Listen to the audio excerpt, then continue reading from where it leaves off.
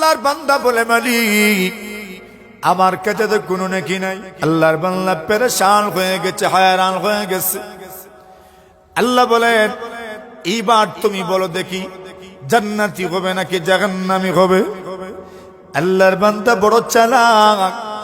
আল্লাহর বান্দা বলে মালিক জানি না জান্নাতি হব নাকি জাহান্নামী হব। আমি যদি গুনাহের ফাইলের দিকে তাকাই আমার তো মনে হয় জাহান্নামী হয়ে যাব। কিন্তু শুধু গুনাহের ফাইল নয়, আপনি আল্লাহর রহমত যে আছে তাও আমার জানা আছে। আলহামদুলিল্লাহ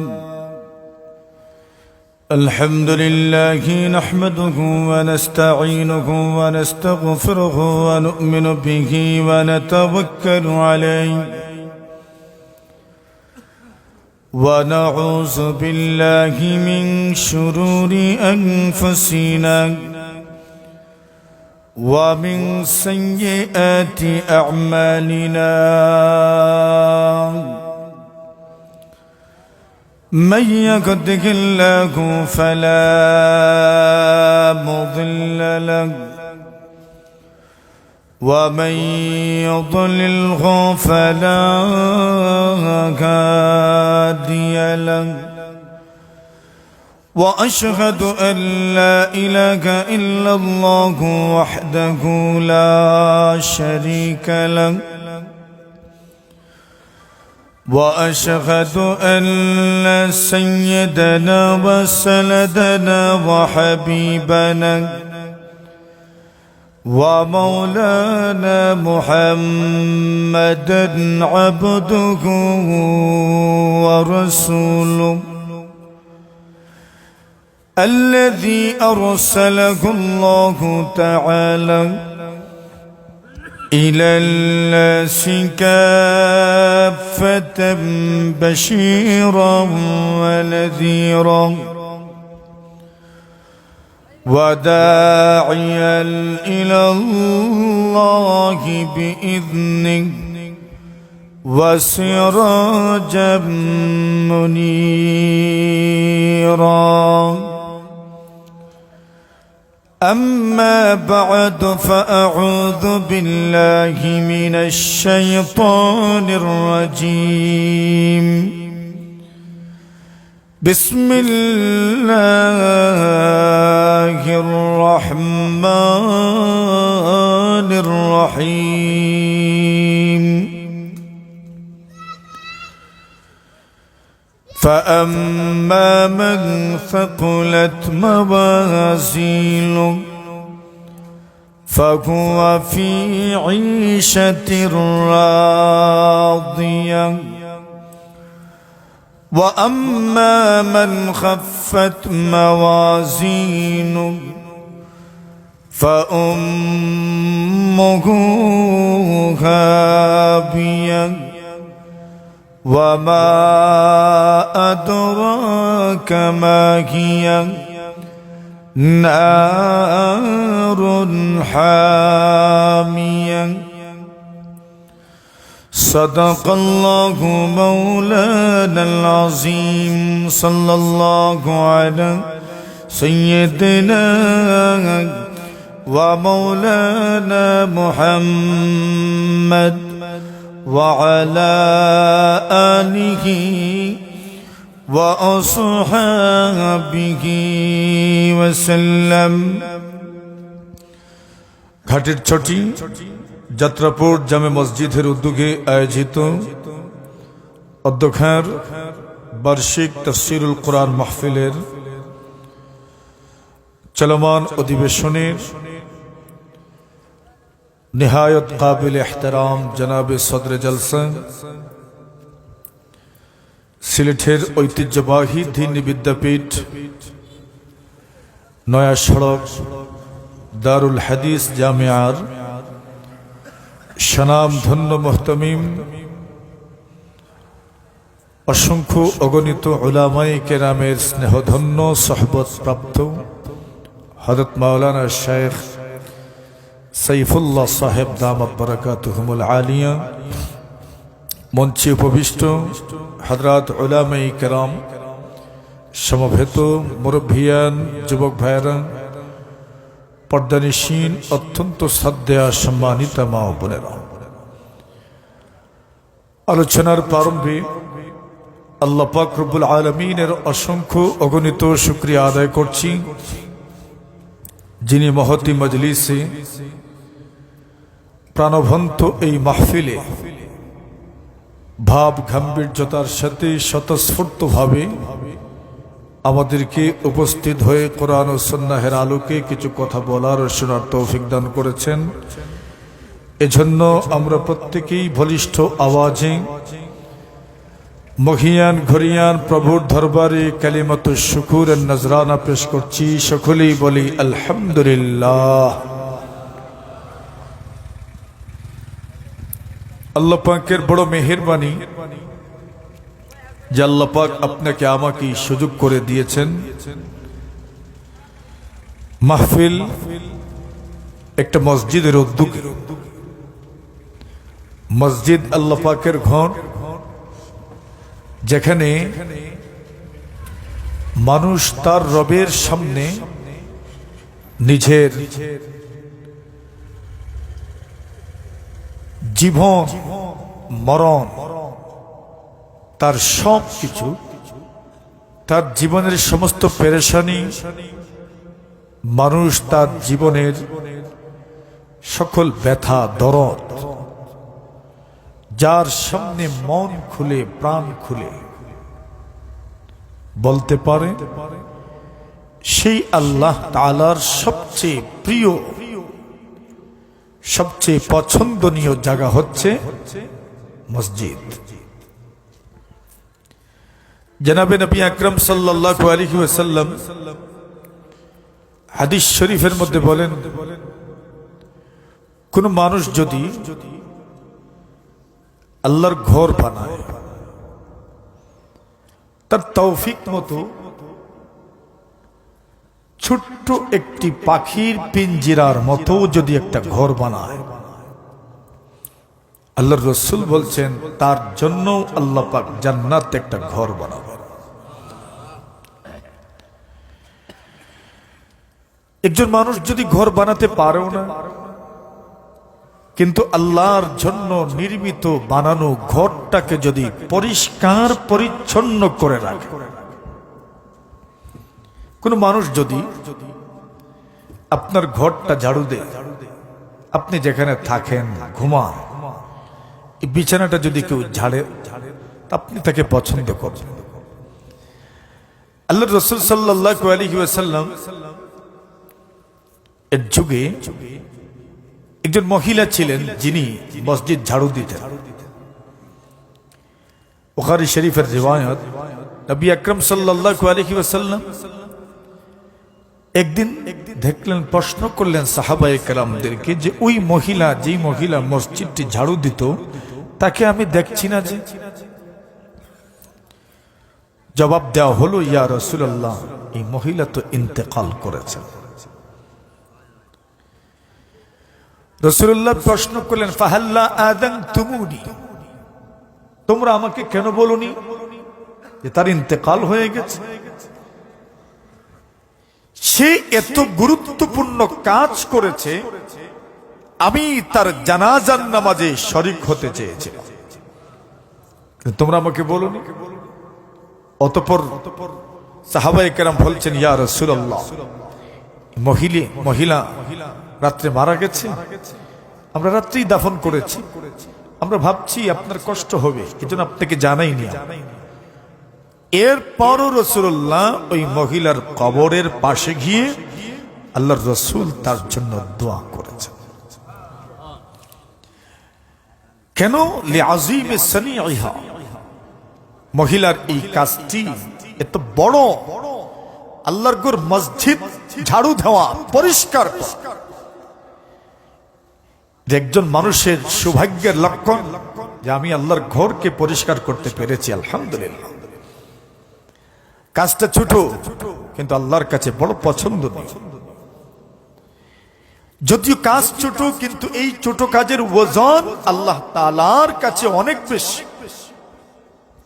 অনেক নেক আমল আছে বান্দার, যেগুলো দেখতে ছোট কিন্তু ওজন খুব বেশি। একটা আমল যদি নেকির পাল্লায় রাখা হয়, পুরোটা নেকির পাল্লা ওজনদার হয়ে যায়। হাদিস শরীফে রাসূলুল্লাহ বলেন, উকবাত ইবনে আমির বলেন, আমি এবং ওমর এই দুইজনের মধ্যে বাড়ি নির্ধারণ ছিল। আমরা দুজন একসাথে রাসূলুল্লাহর মজলিসকে মিসও করতাম না, আবার একসাথে উপস্থিত থাকতাম না। একদিন আমি, একদিন উনি। একদিন উনি রাসূলুল্লাহর মজলিসে উপস্থিত থাকতেন, একদিন আমি। যেদিন আমি উপস্থিত থাকতাম ওই দিন উনি উট নিয়ে মাঠে যেতেন, আর যেদিন উনি উপস্থিত থাকতেন ওই দিন উট নিয়ে আমি মাঠে যেতাম। উকবা বলেন, যেদিন আমার বাড়ি ছিল, আমার পালা ছিল যে আজকে আমি উট নিয়ে মাঠে যাব, ওমর বসবেন রাসূলুল্লাহর খেদমতে। আমি মাঠে গেলাম, ভালো ঘাস পাতা পেয়ে গেছি, উটের পেট ভরে গেছে। আমি খুব দ্রুত উট বাড়িতে বেঁধে রেখে আর বাড়িতে দেরি না করে রাসূলুল্লাহর মজলিসটা আমি মিস করলাম না, রাসূলুল্লাহর মজলিসে আমি উপস্থিত হয়ে গেলাম। উপস্থিত হওয়ার পরে আমি শুনলাম রাসূলুল্লাহ বলছেন, মান তাওয়াদ্দা ফা আহসানাল ওযুআ। আল্লাহর নবী বলেন, কোন মানুষ যদি সুন্দর করে করে উযু পড়েন, সুম্মা খারাজা ইলাল মসজিদ, অতঃপর মসজিদের দিকে রওনা হলেন, আল্লাহর নবী বলেন, তার প্রতিটি কদমে কদমে আল্লাহ পাক একটা করে নেকি লিখে দেন। প্রতিটি কদমে কদমে আল্লাহ পাক একটা করে গুনাহ মাফ করে দেন। আল্লাহর নবীজি বলেন, অতঃপর সে মসজিদে প্রবেশ করলো। মসজিদে প্রবেশ করার পরে 2 রাকাত নামাজ আদায় করলো। মধ্যখানে কথা বলল না। আল্লাহর হাবিব বলেন, মধ্যখানে কোনো কথা নাই, দুনিয়াবি কোনো কথা বললেন না। 2 রাকাত নামাজ আদায় করলেন। আল্লাহর নবীজি বলেন, এই 2 রাকাত নামাজের মাধ্যমে তার অতীত জীবনের সমস্ত গুনাহ আল্লাহ তাআলা মাফ করে দেন। আল্লাহর নবীর সাহাবী এই ফজিলতের কথাটা যখন শুনেছেন, সাথী সাথী বলে উঠলেন, আল্লাহু আকবার। আল্লাহর নবীর সাহাবী ওমর পিছনে তাকাইলেন, কে রে তো জোরে আল্লাহু আকবার বলে, কে তো জোরে আল্লাহ তাআলার বড়ত্বের কথা স্বীকার করে। এই সওয়াবের কথা শোনার পরে, ফজিলতের কথা শোনার পরে কে যেন এত জোরে চিল্লায় আল্লাহর বড়ত্বের কথা বলেন। পিছনে তাকায় দেখেন ওনার সঙ্গী যিনি আজকে মাঠে থাকার কথা, আল্লাহর নবীর সাহাবী ওমর বলেন, ওগো নবীর সাহাবী, আপনি তো এই ফজিলতের কথা শুনেছেন, কিন্তু আপনি আসার আগে আল্লাহর নবীজি আরেকটা ফজিলতের কথা বলেছেন। যদি তুমি ওই ফজিলতের কথাটা জানতে পারতে, শুনতে পারতে, তুমি এর চাইতেও আরো জোরে আল্লাহু আকবার বলতে। সুবহানাল্লাহ। আল্লাহর নবীর সাহাবী বলেন, এমন কোন ফজিলতের কথা আল্লাহর পয়গম্বর আলাইহিস সালাতু ওয়াস সালাম বলেছেন?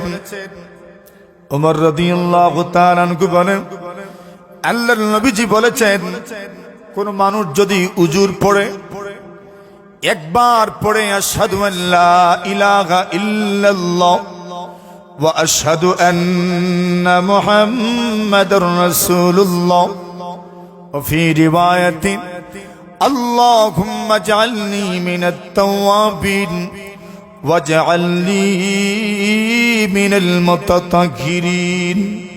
আল্লাহর নবী বলেন, কোন বান্দা বান্দি যদি উজুর পড়ে, আশহাদু আল্লা ইলাহা ইল্লাল্লাহ ওয়া আশহাদু আন্না মুহাম্মাদার রাসূলুল্লাহ, আল্লাহুম্মা জাআলনি মিনাত তাওয়াবিন ওয়াজআলনি মিনাল মুতাতাহহিরিন, আল্লাহর নবী বলেন পড়তে দেরি, তার জন্য জান্নাতের 8টা জান্নাতের সবগুলো দরজা খুলতে দেরি হবে না।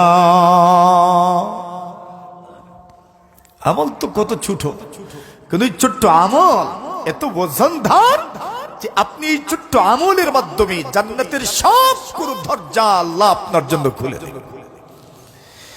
আল্লাহর নবী বলেন, দাউদ আলাইহিস সালাম বলেন, আমি ঘুমন্ত অবস্থায় আছি, এমন সময় স্বপ্নে দেখি আল্লাহ পরওয়ারদিগারে আলমের ফেরেশতারা আমলনামার ব্যাপারে, ওজনের ব্যাপারে আলোচনা করেন। আমি আল্লাহ রব্বুল আলামিনকে প্রশ্ন করলাম, মালিক আপনি যে পাল্লা দিয়ে বান্দা বান্দির আমলনামা আমল ওজন করবেন, হে মালিক আরিনি, আপনি ওই আমলনামার ওজনের পাল্লাটা আপনি আমাকে দেখায় দেন। আল্লাহর নবী দাউদ বলেন, আল্লাহ পাক আমাকে আমলনামা ওজনের পাল্লা দেখাইলেন। কত বড় পাল্লা আমি দেখেছি।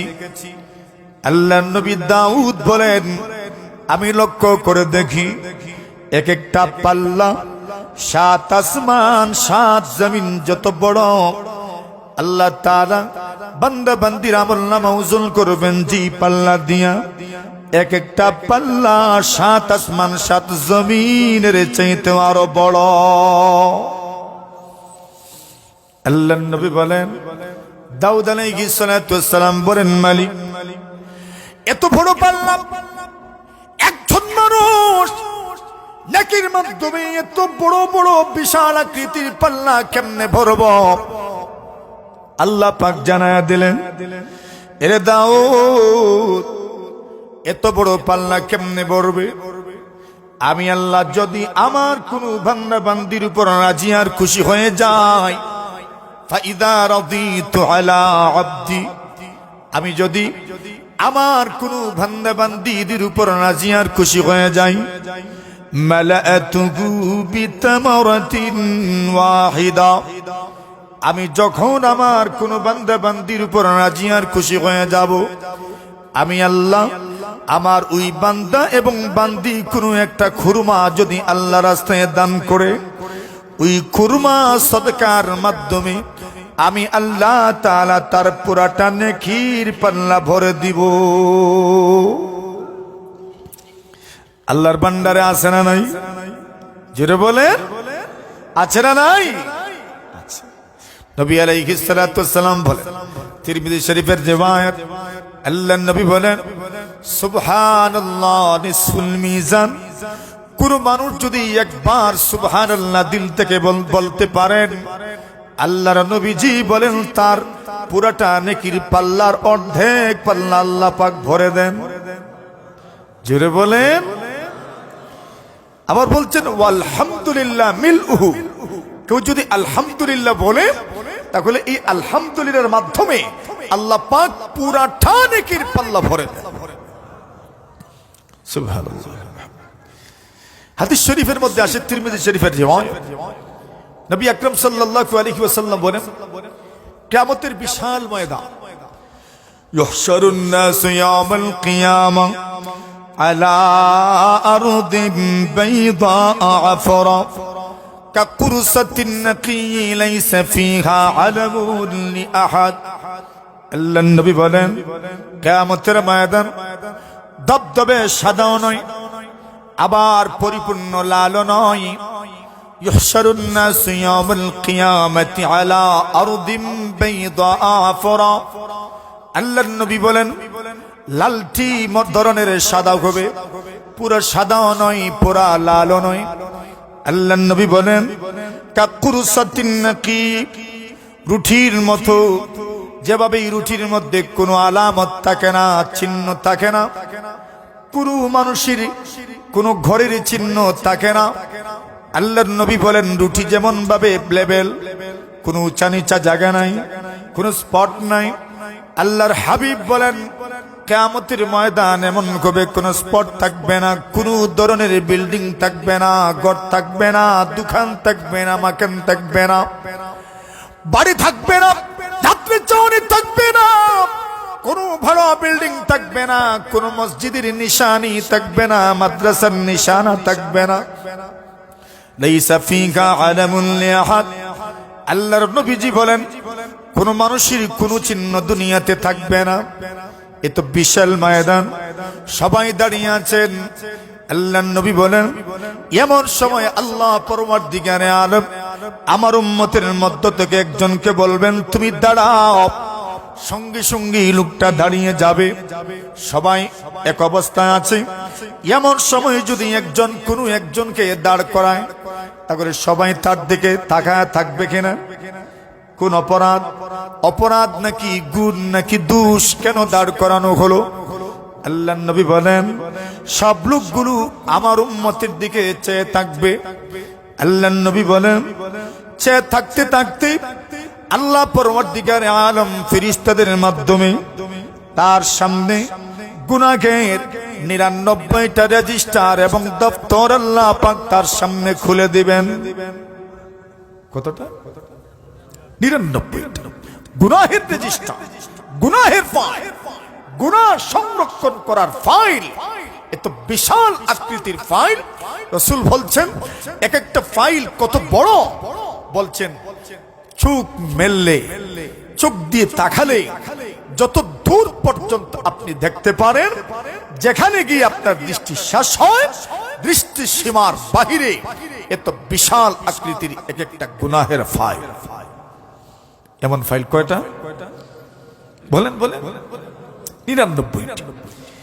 আচ্ছা 99টি গুনাহের ফাইল একজন মানুষের সামনে যদি পেশ করা হয়, তাহলে এই লোকটা কি আর কখনো আল্লাহর জান্নাতে যাওয়ার আশা করতে পারে? আল্লাহর বান্দার সামনে 99টি গুনাহের ফাইল। ইউনশারু আমামাহু 99 সিজিল্লা।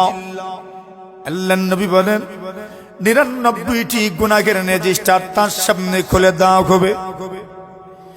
আল্লাহ তাআলা এইবার প্রশ্ন করবেন বান্দা আমার, এইবার তুমি বলো এতগুলো গুনাহের রেজিস্টার পড়ো আর দেখো, আবার আমাকে জানাও এই গুনাহগুলোর মধ্য থেকে কোনো একটি গুনাহকেও কি তুমি অস্বীকার করতে পারবে?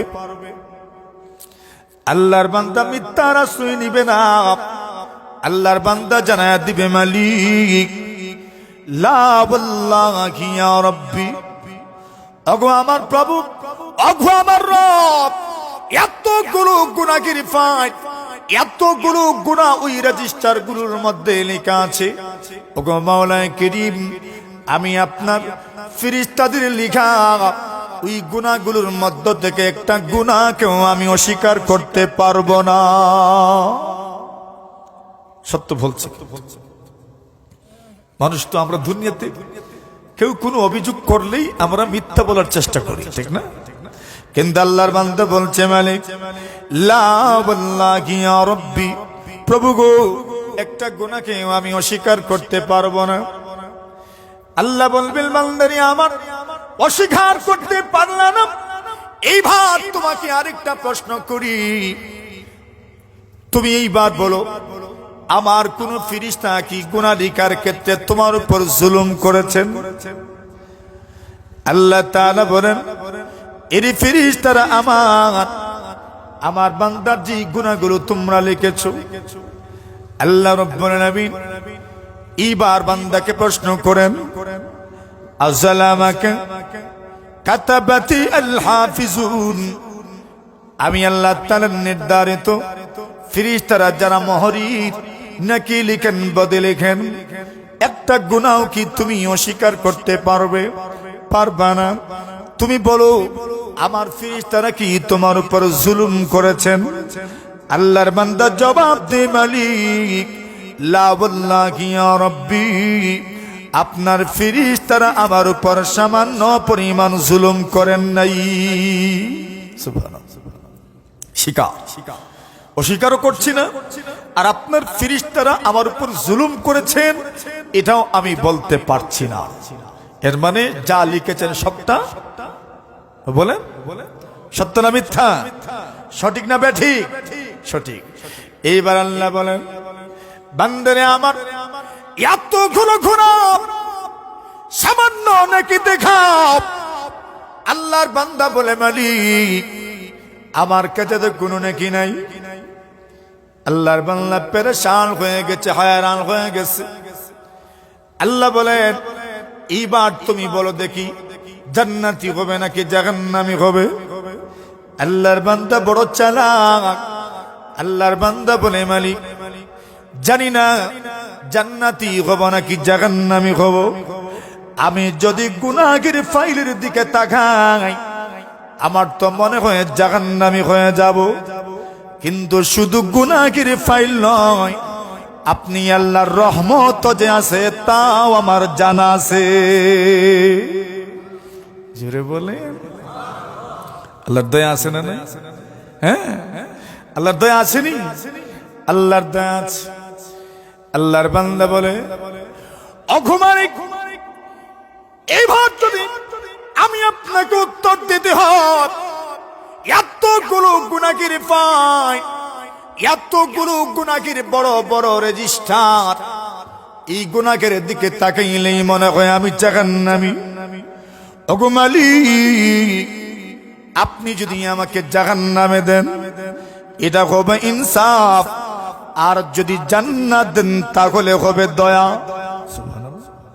আর জোরে বলে আর বিচার কিছু আছে? হ্যাঁ, আসামি যদি বলে ফেলে যদি আমার উপর জরিমানা করেন তো এটা ঠিক বিচার হবে, ইনসাফ হবে।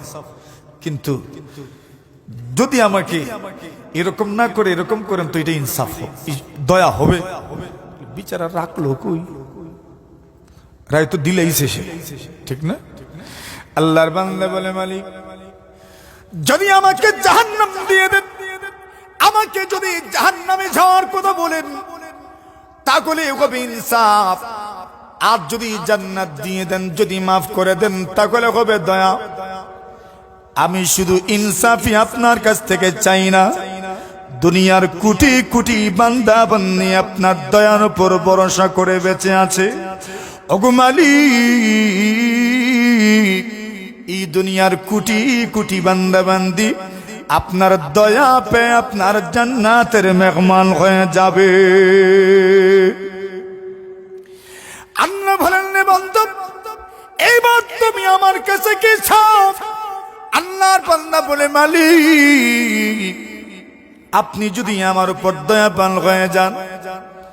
আল্লাহ বলেন যাও, তুমি দেখছো তোমার কোনো আমল নাই, তোমার জানাও নাই, কিন্তু আমি আল্লাহ জানি তোমার জন্য কিছু আমল আমি আল্লাহ সংরক্ষণ করে রেখেছি।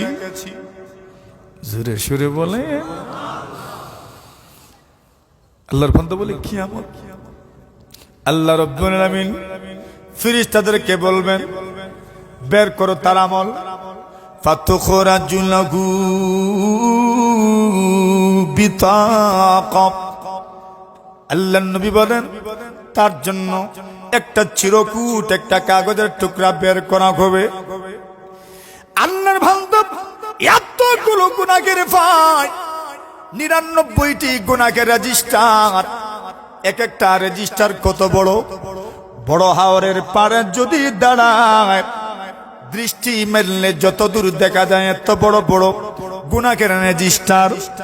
আর জি নেকির কাগজ বের করা হয়েছে ওই কাগজটা এত ছোট।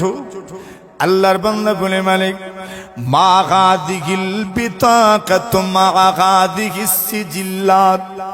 ওগো মালিক কোথায় 99টা গুনাহের ফাইল আর কোথায় ছোট্ট একটা কাগজের টুকরা? আল্লাহ বলেন বেশি কম পেয়া তুমি করিও না। উহুদুর ওয়াজনাক, যেখানে আমলনামা ওজন হয় তুমি সেখানে যাও। আমলনামা ওজনের জন্য কোন ফেরেশতা নির্ধারিত? দুই হাদিসের মধ্যে দুই ধরনের পাওয়া যায়। কোন হাদিসের মধ্যে পাওয়া যায় মালাকুল মাউতি মুওয়াক্কালুম বিল মিজান। আল্লাহর নবী বলেন আজরাইল আলাইহিস সালাতু ওয়াস সালাম আমলনামা ওজন করার জিম্মাদার। আবার কোন হাদিসের মধ্যে পাওয়া যায় আল্লাহর ফেরেশতা জিবরিল আমিন আলাইহিস সালাতু ওয়াস সালাম আমলনামা ওজনের জিম্মা